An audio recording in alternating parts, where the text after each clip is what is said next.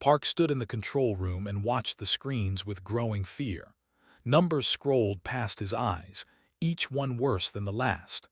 The asteroid had hit the moon 3 hours ago, and now the moon was breaking apart. "How bad is it?" asked the young scientist standing beside him.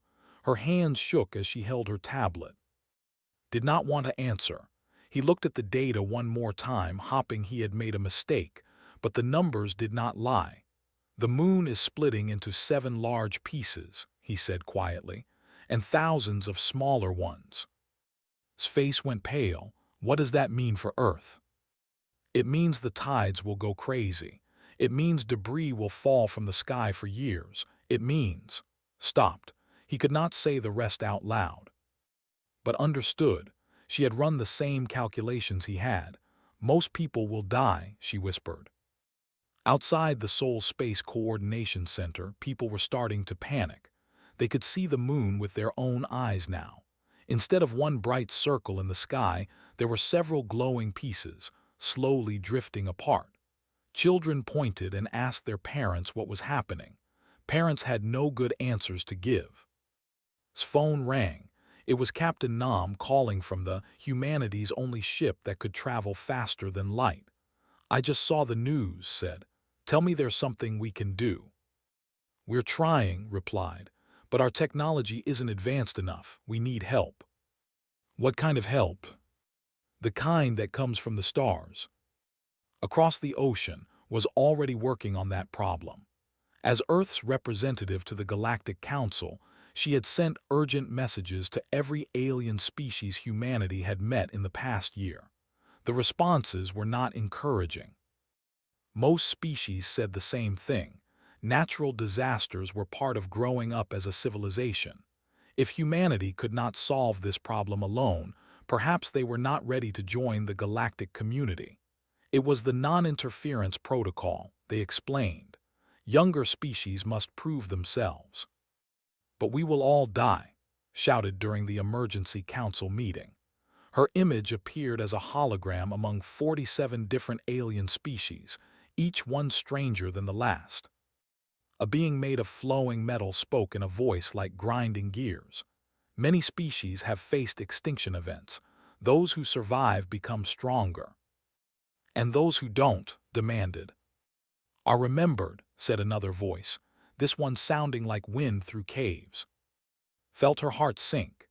She had spent months building relationships with these aliens, learning their customs, earning their respect. And now they were going to let Earth die because of some rule about non-interference. She was about to end the call when 3 voices spoke at once. "We will help," said the first voice, which sounded like singing crystals. "We will come," said the second, clicking and buzzing like insects.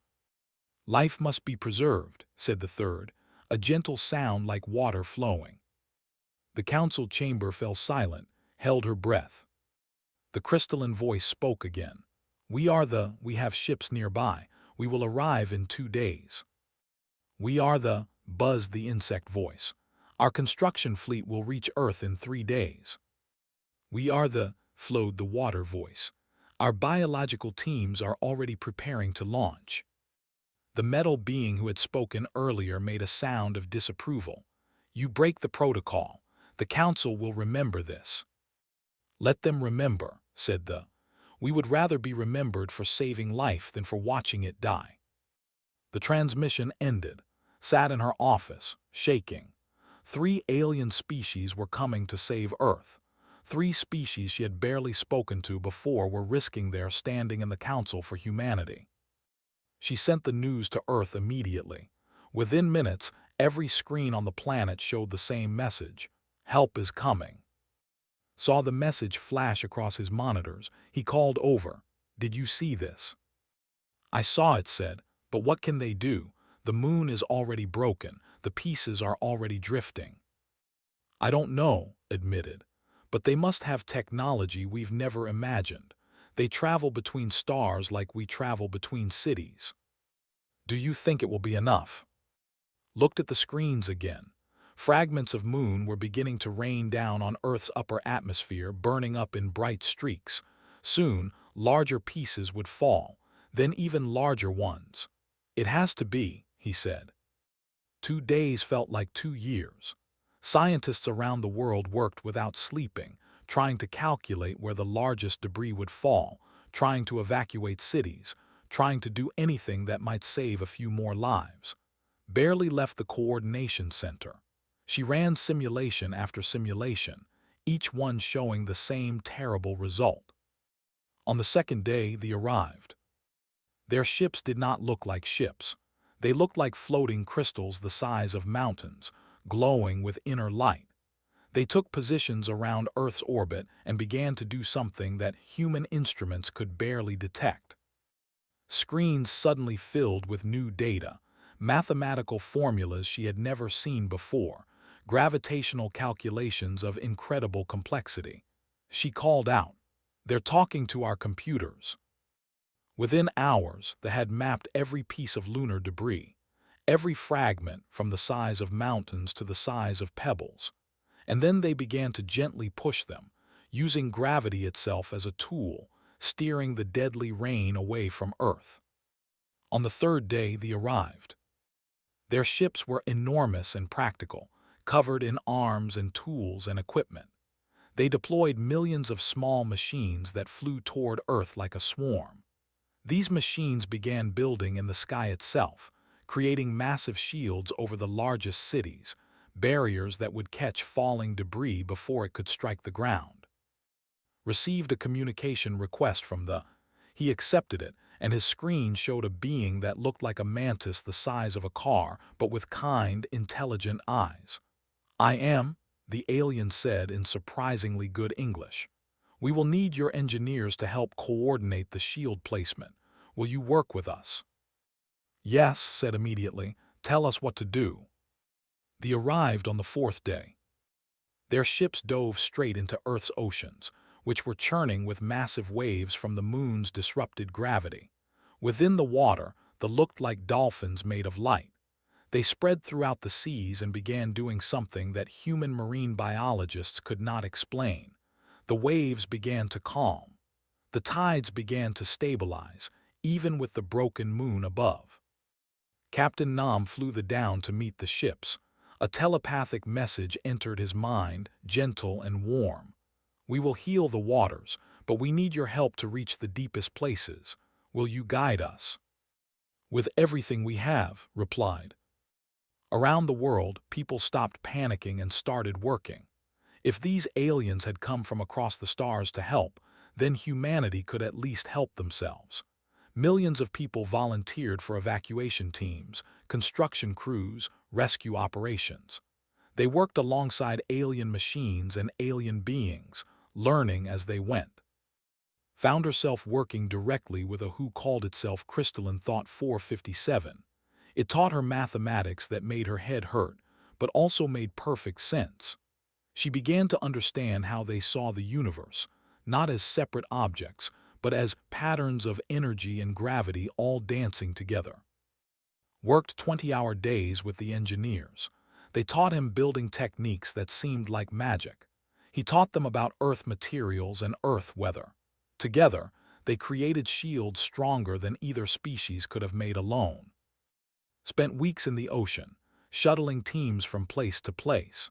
He watched them sing to the coral reefs, watched them calm the frightened whales, watched them repair damage to the ocean floor that human technology could never have fixed. And slowly, day by day, Earth began to heal. The crisis was not over. It would take 18 months of constant work. But for the first time since the moon shattered, people began to believe they might actually survive. 18 months after the moon broke apart, stood on the roof of the Seoul Space Coordination Center and looked up at the sky. 2 new moons hung there now, both smaller than the original, but stable and peaceful. They had fused the 7 large fragments into 2 solid masses. People were already calling them hope and promise. "Beautiful, isn't it?" asked Crystalline Thought 457. The floated beside her, its crystalline body glowing softly in the evening light. "I never thought we would make it," admitted. "When I first ran the calculations, I thought Earth was finished." "Mathematics without hope is incomplete," they said. You calculated what would happen if nothing changed. We changed everything. Smiled. She had learned so much from working with the. They had taught her to see problems not as impossible walls, but as puzzles waiting for the right solution. And they had never asked for anything in return. That bothered her. It bothered a lot of humans. Down in the engineering bay, Park was having the same conversation with. The Massive was preparing to leave with the rest of the construction fleet. You have to let us repay you, said. You spent 18 months here. You used your resources, your time, your workers. Some of your people even died helping us. His antenna twitched in what had learned was the version of a shrug. 3 workers were lost in accidents. We mourn them. But they died doing what all value, building things that matter. There is no debt. But, would you have helped us if our world was dying? Asked. Did not hesitate. Yes, of course. Then you understand. Helping is what civilized beings do. No payment required. Out on the ocean, Captain Nam sailed beside a named flowing current in deep. The aquatic alien swam alongside his boat, its bioluminescent body creating patterns in the water. Your oceans are healing well, flowing current said, its thoughts appearing directly in its mind. The coral networks are growing again. The fish populations are stabilizing. Because of you, said, you saved our seas when we couldn't. We helped, but your marine biologists worked with us every day. Your volunteers cleaned the coasts. Your children planted new coral. This was not our victory alone. Still insisted, we owe you our lives. You owe us nothing, flowing current replied gently. We gave freely. That is the only gift that matters. These conversations were happening all over Earth. Humans trying to express gratitude, aliens politely refusing payment. It frustrated people. Humanity was not used to receiving help without strings attached. Decided to address the problem officially. She called a meeting of Earth's leaders and proposed what she called the Debt of Gratitude Accords. The plan was simple. Over the next century, humanity would repay the 3 alien species through shared resources, labor, and knowledge. The proposal passed unanimously. Every nation on Earth agreed. They sent the formal document to the end. All 3 species rejected it. We do not want payment, they explained. We helped because it was the right thing to do. Debt implies obligation, they said. We want friendship, not obligation. The best repayment, they added, is for you to help others when you are able. The rejection made headlines across Earth. People debated what it meant. Some said the aliens were just being polite and humanity should insist on repaying them. Others said humanity should respect the aliens' wishes. But everyone agreed on one thing. They would never forget what these 3 species had done. The day came when the alien fleets prepared to depart. Millions of humans gathered at viewing sites around the world. The 3 species had saved 94% of Earth's population. Without their help, almost everyone watching would be dead. Stood with Crystalline Thought 457 one last time. Will I ever see you again? She asked. The galaxy is large, but travel is fast, they replied. Perhaps our paths will cross. I hope they do. You have become my friend. And you are mine, said softly. Shooks in the human gesture of farewell they had learned. Safe travels, said, and thank you for everything. Build well, Park replied. Build things that matter. Swam one last time with flowing current in deep. They circled him playfully in the water, then projected a final thought. Your oceans will sing for 1,000 years. Listen to them sometimes and remember us. Every single day, promised. The alien ships began to leave. The crystals faded into points of light and vanished. The construction vessels fired their engines and climbed toward the stars. The ships rose from the oceans in columns of water and light, then accelerated away. Earth was alone again, but it was not the same Earth that had faced extinction 18 months ago. A young engineer named Lee had worked with them throughout the crisis. He had learned their building techniques and combined them with human engineering. The hybrid method he developed was faster and stronger than either species' approach alone. When they saw what he had created, they asked permission to take his designs back to their home worlds. "You're asking me," had said, surprised. "You saved our world and you're asking permission to use my ideas." "They are your ideas," had said. "We respect creation, whoever creates it." Dr. Song had worked in the medical bays, treating injuries from the disaster. She had also treated injured workers, learning their biology as she went. She developed new medical techniques that could work across different species. The medical corps asked her to teach them before they left. These small exchanges happened thousands of times. Humans learned from aliens. Aliens learned from humans. Knowledge flowed both ways, freely given, freely received. Stood before the United Nations 1 week after the aliens departed. She looked tired but determined. "They would not let us repay them," she said. "They refused our resources, our technology, our labor. They asked for nothing." She paused, looking out at the representatives from every nation on Earth. "But they taught us something more valuable than any technology. They taught us that helping someone does not require a reason beyond being able to help. They taught us that kindness needs no repayment. They taught us what it means to be truly civilized." His voice grew stronger. "We cannot repay the. They will not allow it, but we can honor what they taught us. We can become the kind of people who help others the way they helped us." The chamber was silent. "I propose we remember," continued. "Every year on the anniversary of the moon's breaking, we remember. We remember that 3 alien species saved us when they had no reason to. And we remember what they told us. The best repayment is to help others when we are able." The resolution passed without a single vote against it. Around the world, monuments were built. Not monuments to human survival, but monuments to alien compassion. In Seoul, a crystal sculpture honored the. In New York, a massive metal framework celebrated the builders. In Sydney, a flowing fountain remembered the. But the real monument was in the hearts of everyone who had survived. They remembered the aliens who came when no one else would. They remembered the beings who helped without asking for anything in return. They remembered. And 20 years later, when humanity heard that they were in trouble, they knew exactly what they had to do. Park, now director of Earth's Interstellar Development Corps, called an emergency meeting the moment the news arrived. "The home system is dying," he told his team. "Something called a dark matter incursion is consuming their energy sources.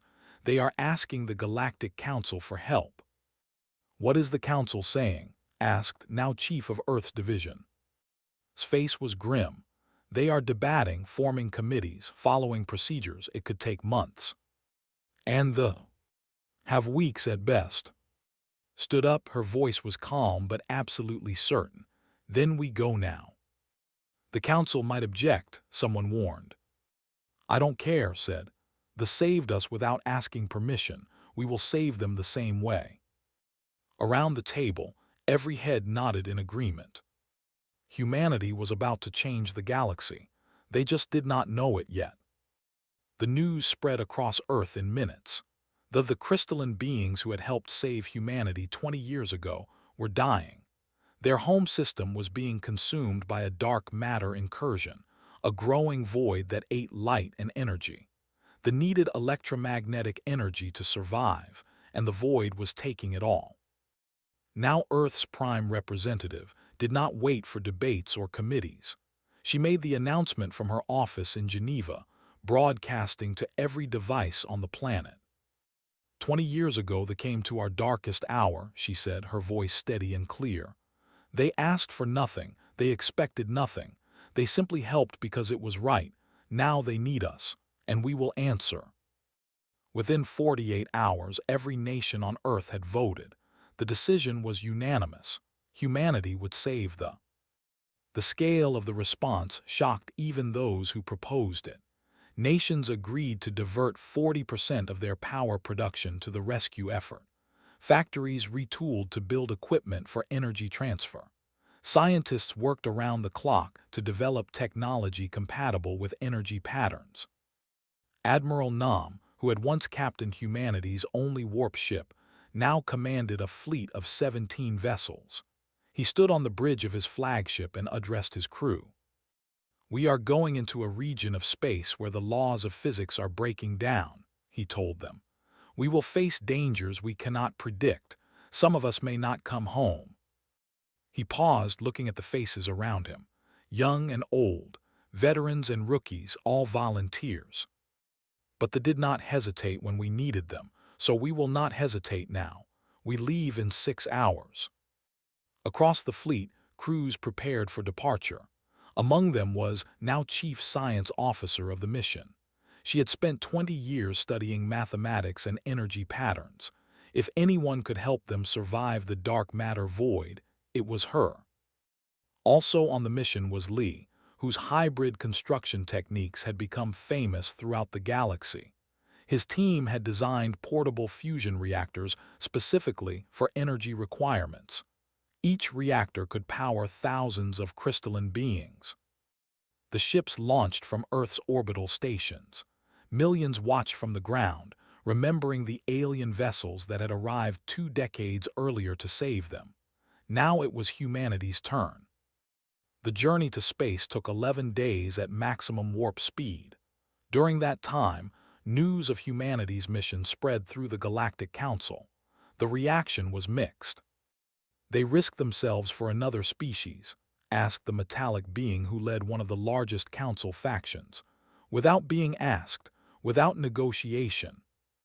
"Humans are strange," replied another species.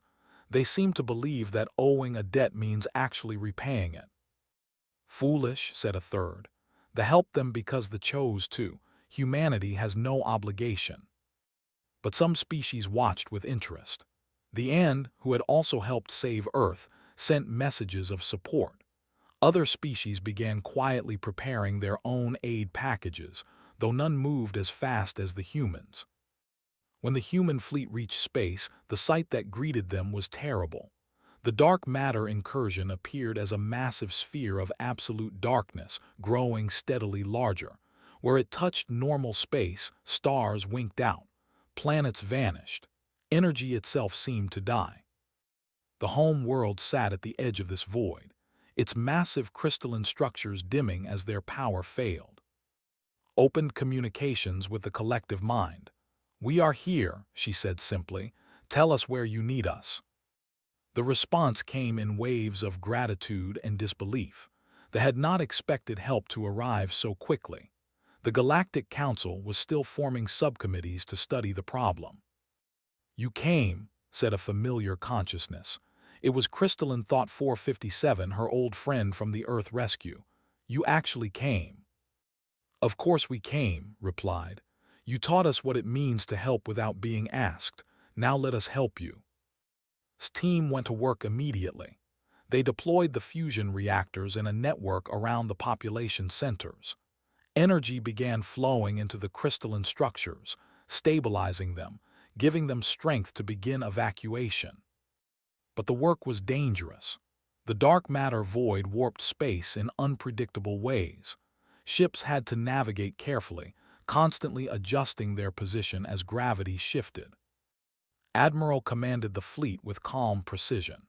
He rotated ships in and out of the danger zone, making sure no crew stayed too long in the distorted space. He coordinated with ships, helping them load evacuees and guide them to safety. The evacuation took 3 weeks. Every day, more escaped to neighboring systems. Every day, the void grew larger.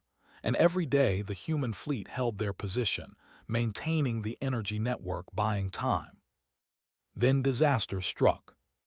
A sudden expansion of the void caught 3 human ships too close to the boundary. The Soul's Promise, the bright future, and the new dawn were engulfed before they could escape. All hands were lost, including this brilliant young who had designed many of the rescue systems. Final transmission was audio only, crackling with interference from the void. Energy transfer is holding, his voice said calmly.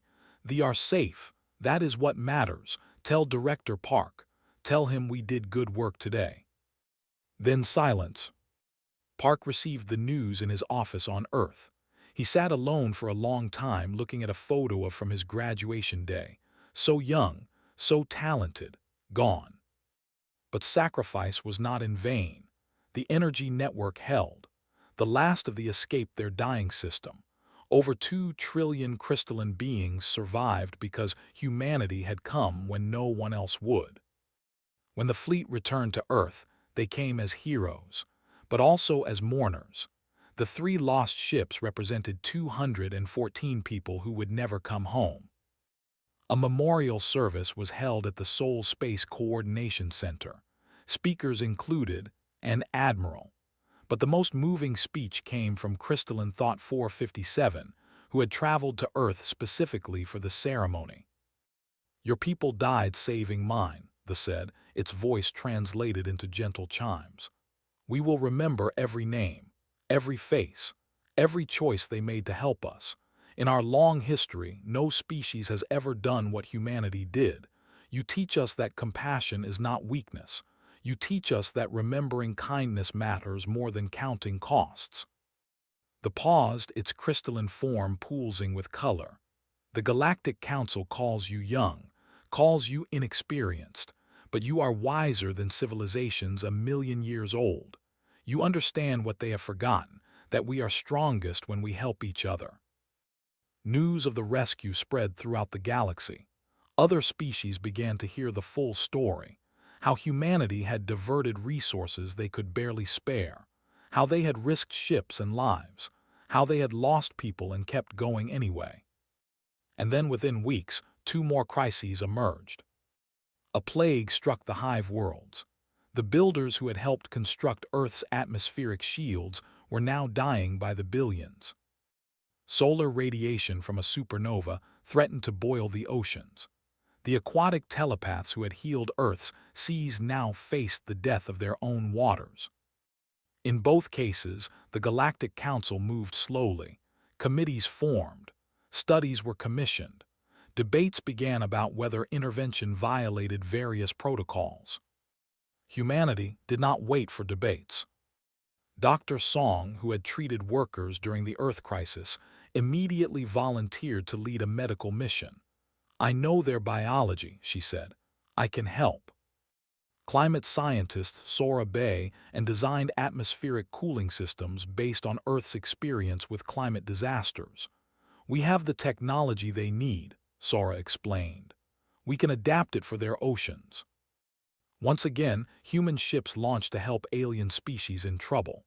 Once again, volunteers stepped forward knowing they might not return. Once again, humanity showed that gratitude was not just words, but action. And the galaxy began to notice. In council chambers across thousands of light years, species that had existed for millions of years were starting to ask themselves an uncomfortable question. When had they stopped helping each other? When had protocols become more important than lives? A philosopher named Han published an essay called The Human Response. It spread through galactic networks faster than any message in history. In simple language, explained humanity's perspective. We were dying, strangers saved us. We asked why they helped. They said helping needs no reason beyond being able to help. We learned. Now when we see others dying, we help. Not because we must, not because we expect reward, but because we learned what civilization really means. The essay changed conversations across the galaxy. For the first time in thousands of years, species began questioning the old ways, began wondering if humanity, the youngest species in the council, might be teaching them something they had forgotten long ago. The universe was changing, and humanity had lit the spark. Dr. Song stood in the medical bay of a hive ship, surrounded by sick and dying workers. The plague had swept through 3 of their worlds in a matter of weeks. They who built wonders across the galaxy could not build a cure for their own illness. "Tell me about the symptoms," said to the doctor beside her. The alien's antenna drooped with exhaustion. "It attacks our neural clusters," the doctor explained. "Our hive-mind connections fail. Workers forget how to coordinate. They become alone." Understood the horror of that. They lived as connected collectives. Being alone was worse than death for them. She studied the data on her tablet, comparing it to Earth's history of pandemics. "This looks similar to a virus we dealt with 30 years ago," she said slowly. "We developed treatments. Let me see if we can adapt them for your biology." Worked for 72 hours straight. Her team of human doctors and medics tested compound after compound. Finally, they found one that worked. The treatment did not cure the plague entirely, but it stopped the neural damage. They could recover. Within a month, billions of lives were saved. Meanwhile, on the other side of the galaxy, Sara Bay and were trying to save an ocean planet. The home world was heating up as radiation from a nearby supernova bombarded it with deadly energy. The oceans were starting to boil. "We need to reflect the radiation," explained to the leaders. "Create an atmospheric barrier that blocks the harmful wavelengths but lets normal light through." "We do not have this technology," said Flowing Current and Deep, who remembered helping Earth 2 decades earlier. "We do," Sora replied. "We developed it after Earth's climate disasters. We can teach you." Human engineers worked with atmospheric specialists. Together, they deployed a network of satellites that created a protective shell around the planet. Slowly, the ocean temperatures began to drop. They were safe. Back on Earth, Park was tracking a pattern. He sat in his office with maps of the galaxy displayed on the walls. Red markers showed where human aid missions were currently operating. There were 17 of them. Visited him one evening, finding him still at work well past midnight. "You should sleep," she told him.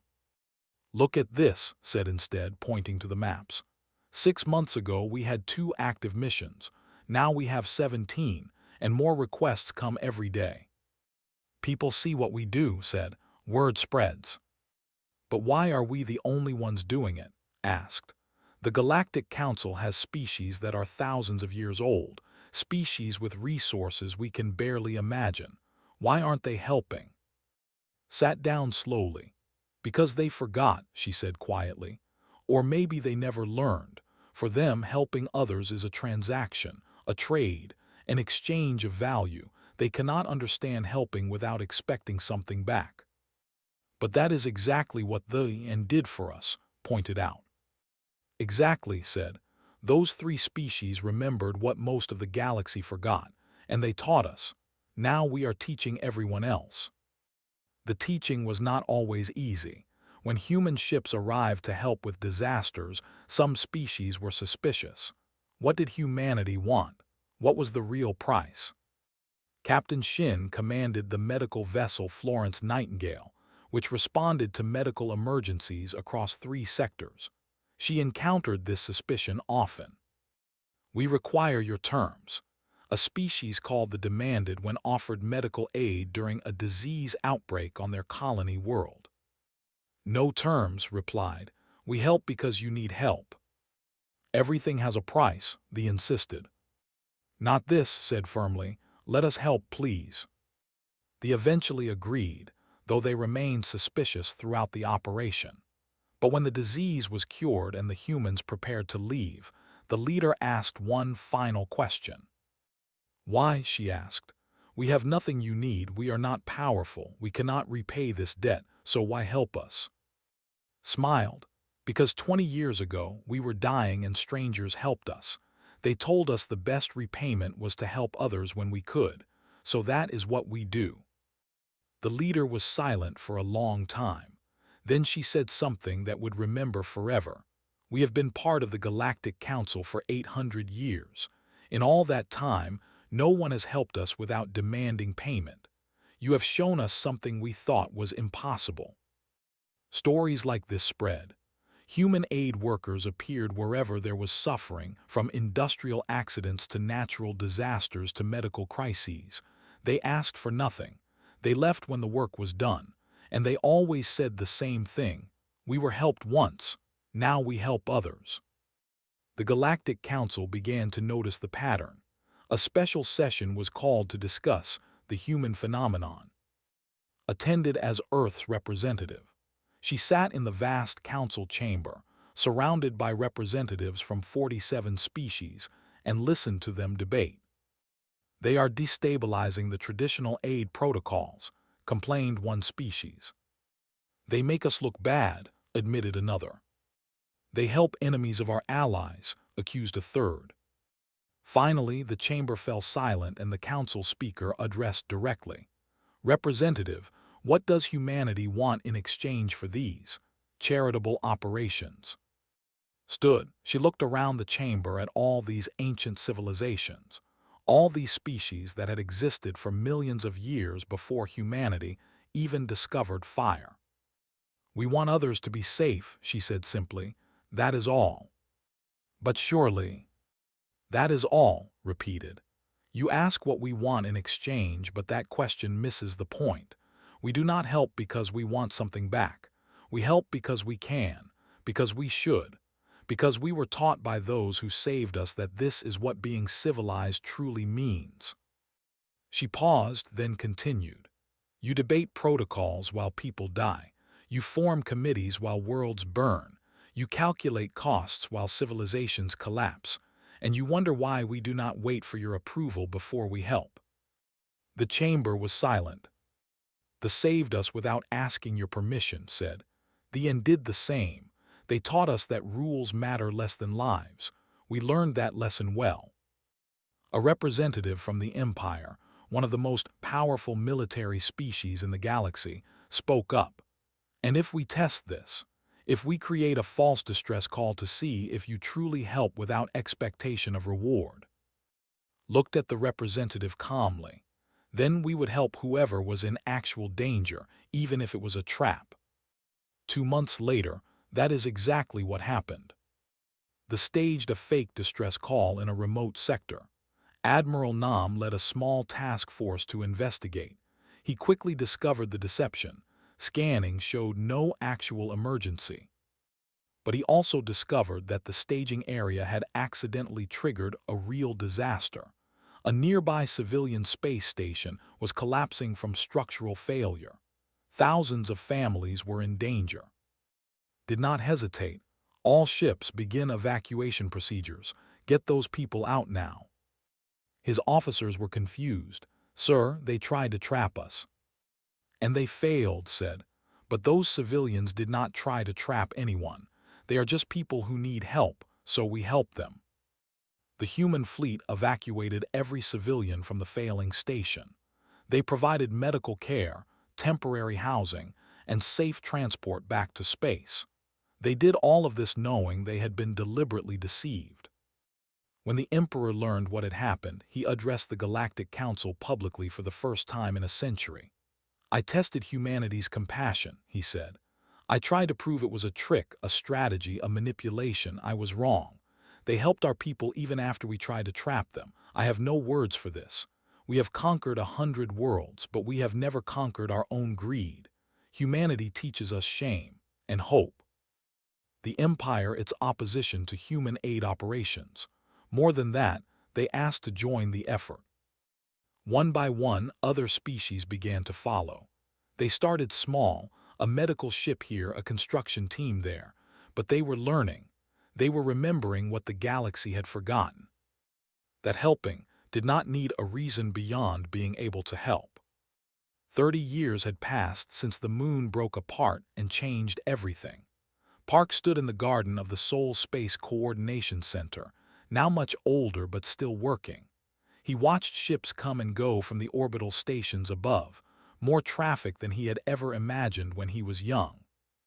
Beside him stood, who had become Earth's foremost expert on cross-species cooperation. Together, they watched something that would have seemed impossible 3 decades ago, a joint rescue fleet preparing to launch, with ships from 12 different species working together. We did this, said softly. We changed how the galaxy works. The UN did this, corrected gently. We just learned the lesson they taught us, and then taught it to others. What they were watching was the Mutual Aid Compact, a new organization that operated alongside the Galactic Council. Its purpose was simple: respond to disasters and help those in need, no questions asked, no payment expected. 12 species had joined as full members, including humanity, the 3 species who saved Earth and the Empire. But the real change went deeper than new organizations. Across the galaxy, species were adopting ideas that humans had introduced. The now held memorial ceremonies for workers lost in accidents, honoring them the way humans honored their dead. They had developed new computational models they called compassion mathematics, based on principles it helped create. The telepathic networks now included gratitude frequencies, emotional bands dedicated to expressing thanks. Even the once focused only on military strength had changed. They now sent disaster relief teams instead of conquest fleets. Their emperor had said publicly, "We spent 1,000 years proving our power. Humanity taught us in 30 years that true strength is using power to help the weak." Not everyone approved of the changes. Some species clung to the old ways, insisting that the non-interference protocol was necessary, that letting younger species struggle made them stronger. But those voices grew quieter each year. It was hard to argue against results. Billions of lives had been saved by the Mutual Aid Compact. Civilizations that would have collapsed were now thriving, and all because species were working together instead of watching each other struggle alone. Now elderly but still serving as Earth's ambassador, had become one of the most respected figures in the galaxy. She received visitors constantly, species asking her advice on how to help others, how to organize relief efforts, how to teach compassion to civilizations that had forgotten it. One afternoon, she met with a young representative from a species called the. They were newcomers to the Galactic Council, having just achieved warp travel. "We are where you were 30 years ago," the young said. "New to the stars, uncertain of our place. Tell me, representative, how did humanity become so influential so quickly?" Smiled, "We did not seek influence. We sought to repay a debt. The land saved us when we were dying. We could never truly repay them. So instead, we help others the way they helped us." "But now you are powerful," the pressed. "Other species listen to you, follow your example, seek your approval." "That was never our goal," said firmly. "And the moment it becomes our goal, we will have lost what makes us different. We help because it is right, not because it gains us power." She leaned forward. "Listen carefully, young one. Power built on compassion is fragile. The moment you help someone expecting something in return, you lose the very thing that made your help valuable. Do you understand?" There was silent for a moment, then nodded slowly. "I think I am beginning to." Meanwhile, was solving a problem that had puzzled the galaxy for centuries. Working with scientists and using the mathematical principles they had taught her decades ago, she developed a way to predict dark matter incursions. The technology could give civilizations years of warning instead of weeks. She called the system the Protocol, named after humanity's first warp ship. When she announced the discovery, she made it freely available to all species, with no patents, no restrictions, no payment required. The Galactic Council offered to pay her billions of credits for the technology. She refused. "Why would I charge for something that saves lives?" she asked, genuinely confused by the offer. "They taught me the mathematics that made this possible. They taught me for free.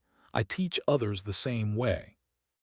That single decision inspired dozens of other species to begin sharing their technology freely. Within 5 years, the Galactic Technology Commons had grown larger than it had in the previous 1,000 years. Admiral Nam, now retired but still advising the fleet, watched these changes with quiet satisfaction. He had spent his life serving others, first saving Earth's oceans with the, then leading rescue missions across the galaxy. He had lost friends, lost ships, lost sleep. but he had never lost faith that helping others mattered. One evening, he received a message from Flowing Current and Deep, his old friend. The aquatic being wanted to visit Earth one more time. They met at the ocean, where they had first worked together 30 years ago. Flowing Current swam in the waves while stood on the beach. "Your oceans sing beautifully," Flowing Current said. "We hear them across the stars." "Thanks to you," replied. "You saved them when we could not." "And you saved our world when radiation threatened us," Flowing Current said. "We are even." "We are friends," corrected. "Friends do not keep score." This bioluminescent body pulsed with warm colors. "That is the lesson, is it not? The one you teach the galaxy. That friendship matters more than transactions. That helping someone creates bonds stronger than any trade agreement." "You taught us first," said. "And you taught better," Flowing Current replied. "We saved one world, you changed all worlds." The moment came when the Galactic Council held a ceremony unlike any in its million-year history. Representatives from every member species gathered on a neutral station. At the center of the main hall, a monument was unveiled. The monument was a collaborative work of art, created by artists from 20 different species. At its center was a crystal from the, shaped like Earth's broken moon. Around it flowed water from the. Supporting it all was a framework built by the using techniques developed with humans. Inscribed on the base, in 47 different languages, was a single message. To the end, who assisted Earth in its darkest hour, and to humanity, who taught the galaxy that gratitude is not a debt, compassion is not weakness, and together all worlds can heal. And stood together as gave the dedication speech. She was over 80 now, her hair white, her movements slow, but her voice was still strong. 30 years ago we were dying," she said. 3 species we barely knew came to save us. They asked for nothing, expected nothing. They simply helped because it was right." She paused, looking out at the assembled representatives of galactic civilization.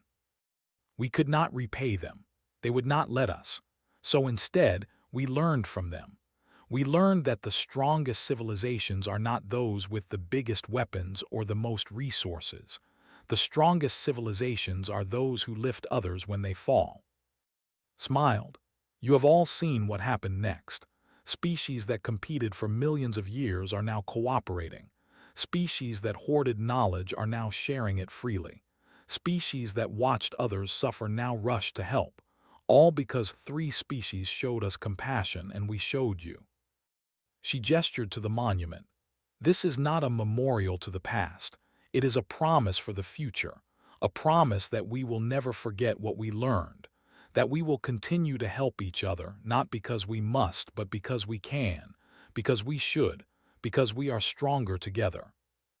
The ceremony ended with representatives from every species placing their hand, claw, tentacle, or appendage on the monument, pledging to uphold the principles of mutual aid and compassion. Later that night, and sat together beneath Earth's 2 moons, Hope and Promise, watching them sail peacefully across the sky. "Do you think it will last?" asked. "This change we help create?" Thought carefully before answering. "Civilizations are like people. They can forget lessons. They can become selfish again. They can lose their way." "That is not very hopeful," said. But continued, "They can also remember. They can choose compassion over convenience. They can decide that helping others matters more than helping themselves." He pointed up at the moons. "Every species in the galaxy can see what we built from disaster. They see 2 moons where there was once destruction. They see a civilization that nearly died but learned to help others. They see proof that change is possible." Rested her head on his shoulder.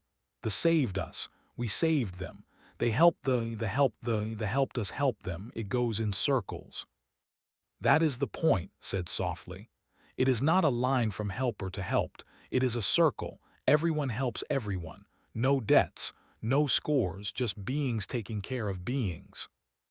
Above them, ships from 100 worlds crossed the night sky. medical vessels heading to distant emergencies, construction ships traveling to rebuild after disasters, science vessels sharing discoveries freely, all of them working together, all of them helping.